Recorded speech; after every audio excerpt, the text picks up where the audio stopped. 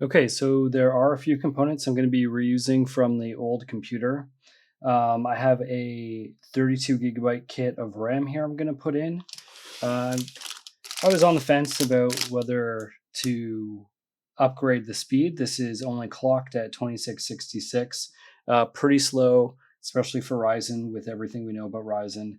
But I am considering upgrading to 64 gigabytes at some point. So if I do that, at that point, that makes sense to go for the higher clock speed. But yeah, for now, let's just install this.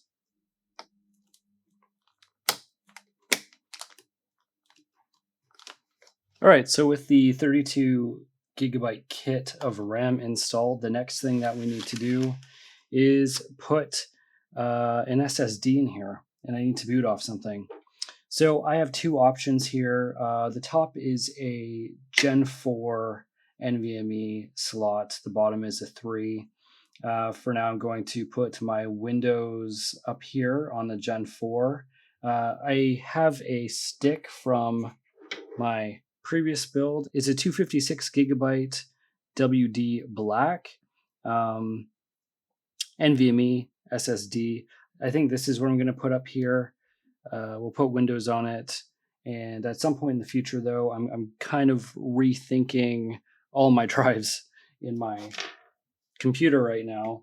The other one that I have that I had plugged into a PCIe adapter here is a Intel 1 terabyte. So I kind of want a lot of my works, like video stuff, it kind of acts as a scratch disk, but I also have a bunch of games installed on here.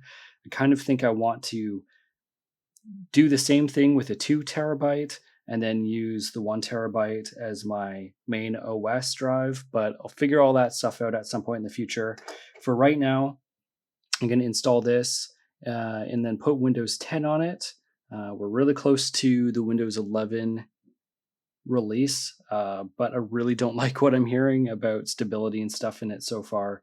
So I'm going to wait and see what Windows 11 has in store in terms of stability once it's out and has a few updates and whatnot. And, you know, millions of people have been using it.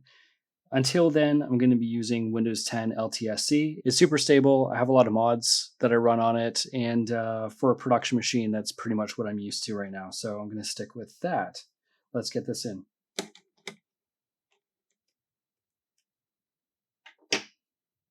Just a note, this is the heat spreader for it. I can peel this off and use this for the WD drive, but for now, I'm going to just leave this off.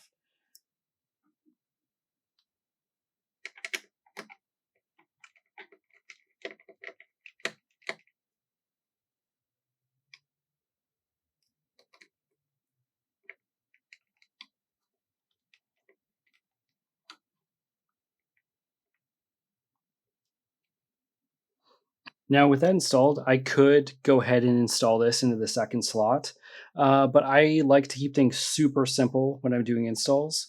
So I'm just going to leave it like this, and I'll install that after I install Windows. I'll slowly start to add components. It's always best to keep things super, super simple. Otherwise, if something goes wrong, it's really difficult to troubleshoot and pinpoint exactly what is off. So with this as it's set up, I can pretty much know if it doesn't boot once I connect the PSU to it and I connect a monitor. If I can get into BIOS, great. If I can install Windows, great. But if I can't, something's off. So either is the CPU at that point, there's something wrong with the RAM kit, or there's something wrong with the drive itself or the motherboard. So it's always best to keep it simple like that. And yeah, let's keep moving on.